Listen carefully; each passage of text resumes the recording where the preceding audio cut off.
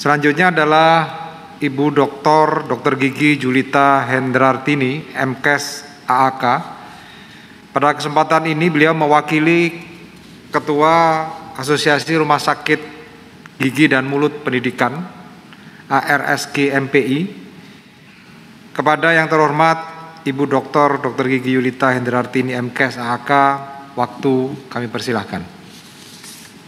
Baik, terima kasih pada Bapak Moderator. Bismillahirrahmanirrahim. Assalamualaikum warahmatullahi wabarakatuh. Selamat sore tentunya pada Prof. Gufron dan juga Bapak Ibu Direksi BPJS. Apresiasi yang besar tentunya bagi Bapak Ibu yang tetap masih mendengarkan aspirasi walaupun ini sudah menunjukkan pukul 5 sore. Dan tentunya juga terima kasih kepada Bapak Ketua DJSN. Kesempatan ini merupakan kesempatan yang luar biasa bagi kami Rumah Sakit Gigi dan Mulut yang jumlahnya ada sekitar 34 se-Indonesia saat ini. Dan memang belum banyak bagi RSGM ini yang bekerja sama karena kami menghadapi kendala antara lain untuk proses akreditasi khususnya dalam masa pandemi ini. Tentunya sebagai asosiasi rumah sakit di bawah Persi, saya mendukung dan tentunya menyetujui apa yang sudah dipaparkan oleh Ketua Persi, Dr. Kuncoro, yang paparannya sudah cukup lengkap dan komprehensif, yang mewakili suara dari semua asosiasi rumah sakit. Sehingga pada kesempatan ini izinkan kami memaparkan beberapa rekomendasi yang terkait dengan kekhususan kami sebagai Rumah Sakit Gigi dan Mulut. Dan apa yang akan kami paparkan ini memang sifatnya lebih teknis dan detail karena kami sudah melihat paparan dari Persi dan juga tadi ada masukan dari PDGI yang sudah terangkum di awal. Next slide.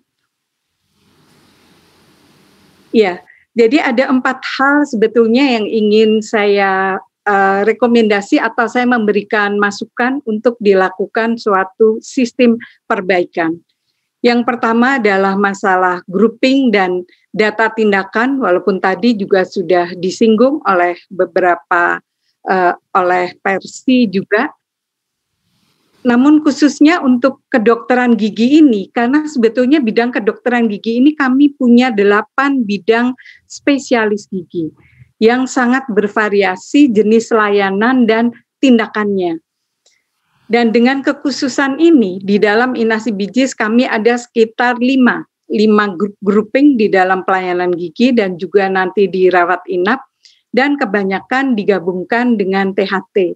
Tentunya ini kami juga memohonkan bahwa di dalam spesialis gigi ini sangat bervariasi baik di dalam jenis tindakan dan sumber daya yang digunakan. Sehingga kami harapkan memang ada revisi di dalam grouping. Kami mengetahui bahwa masalah grouping dan masalah tarif ini memang ranah Kemenkes seperti tadi disinggung oleh Dr. Susi. Namun tentunya kami berharap BPJS akan semakin memperkuat posisinya sebagai active purchaser yang tentunya juga dilibatkan di dalam pengembangan sistem pembayaran dan di dalam setting tarif ini. Ini yang kami harapkan ke depannya adalah perkuatan positioning BPJS di dalam pengembangan sistem pembayaran kepada provider.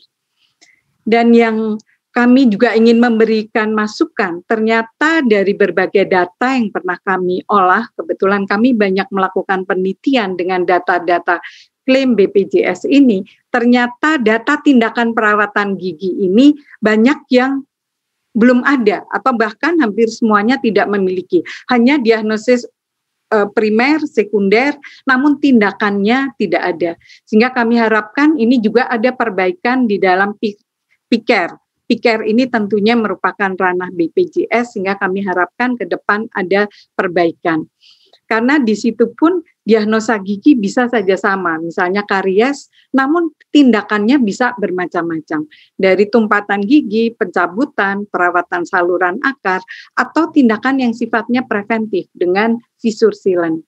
Nah, tentunya hal ini akan membantu juga karena kebetulan saya masuk juga di Komite Gigi dan Mulut, sehingga kita bisa mendapatkan data-data yang sangat berguna mengenai jenis perawatan gigi yang diberikan kepada masyarakat, karena BPJS ini mempunyai sumber data yang luar biasa lengkap. Next slide.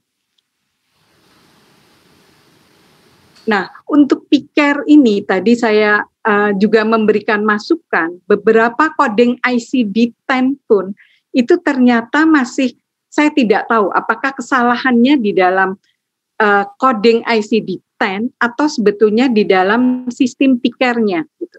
Karena misalnya missing teeth ini bisa dikode 008 tapi bisa juga dengan anodontia. Padahal ini adalah hal yang sama gitu.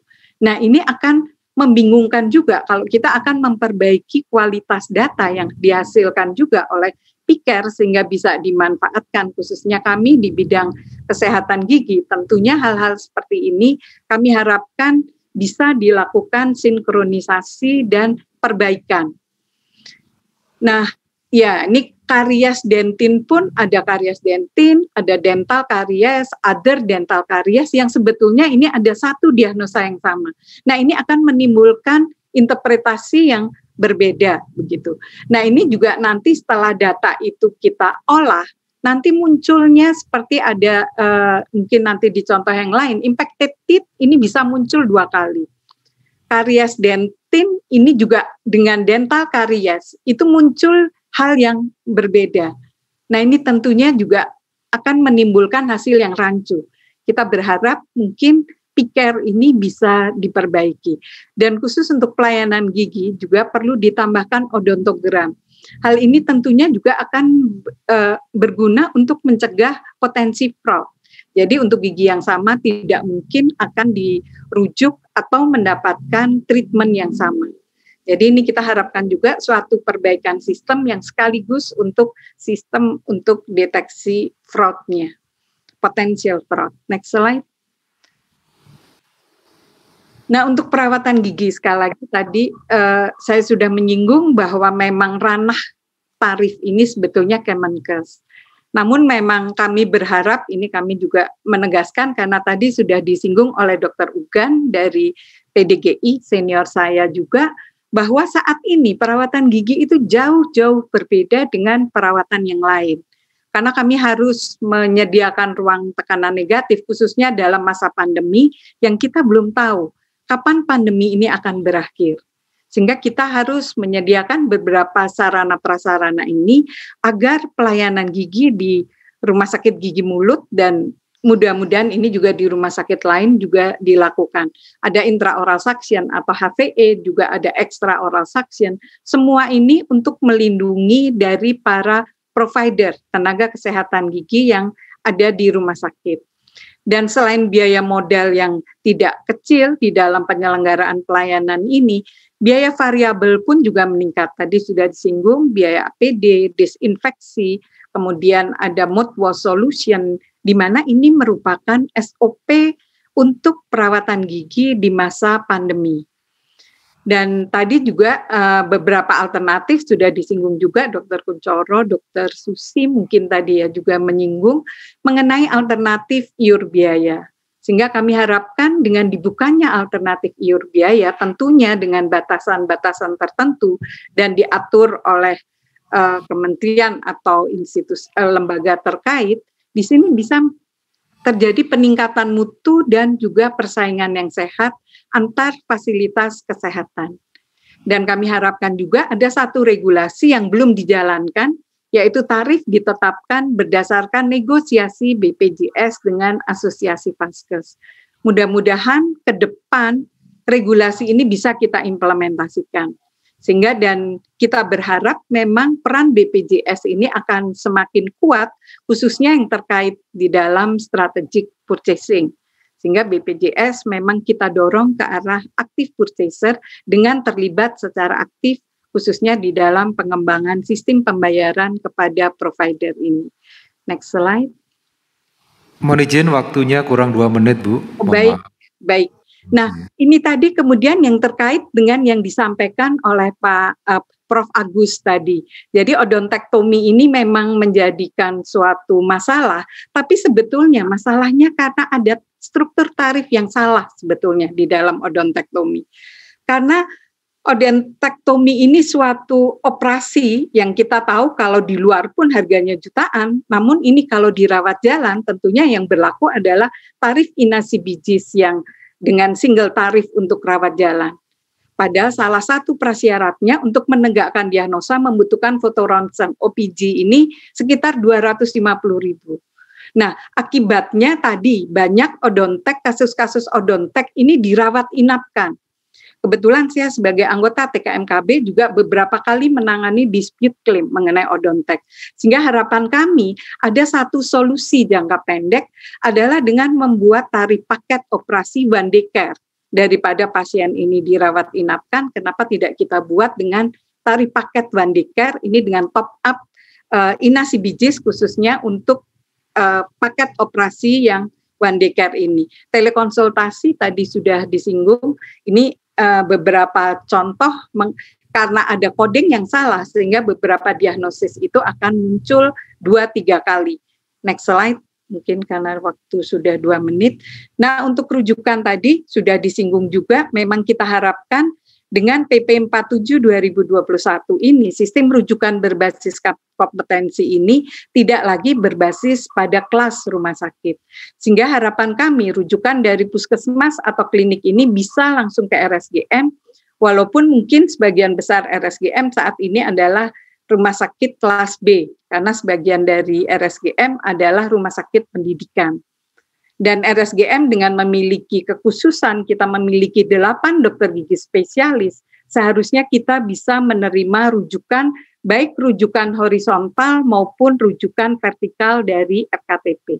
Next slide yang terakhir mungkin. Nah, untuk peluang kerjasama ini kita harapkan juga untuk, karena beberapa RSGM menghadapi kendala akreditasi, kita harapkan dengan komitmen mutu seperti SMNkes 455 ini kita bisa segera menjalin kerjasama dengan BPJS dan kami juga mendukung tadi dengan Asklin bahwa untuk credentialing ini bisa melibatkan asosiasi Vaskes terkait sehingga bisa memahami kekhususan dari masing-masing Vaskes termasuk rumah sakit khusus.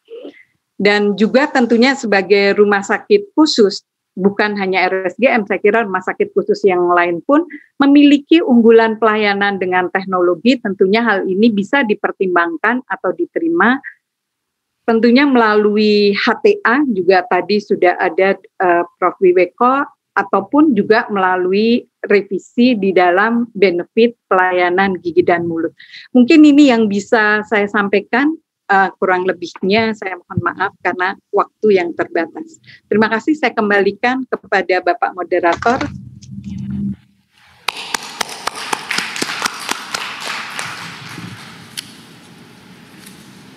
Terima kasih Ibu Dr. Gigi Julita Hendrartini MKes AK atas paparan dan masukan serta sarannya kepada BPJS Kesehatan. Insya Allah kita sudah catat dan kita akan bahas dan kita akan pilah-pilah mana yang bisa kita selesaikan dan mana yang harus kita koordinasikan dengan unit terkait lainnya. Terima kasih Bu, sukses dan sehat selalu. Terima kasih Prof. Gufron juga sudah memberikan kesempatan. Siap, terima kasih. Demikian para narasumber yang kami hormati, demikian akhir dari sesi kedua kita.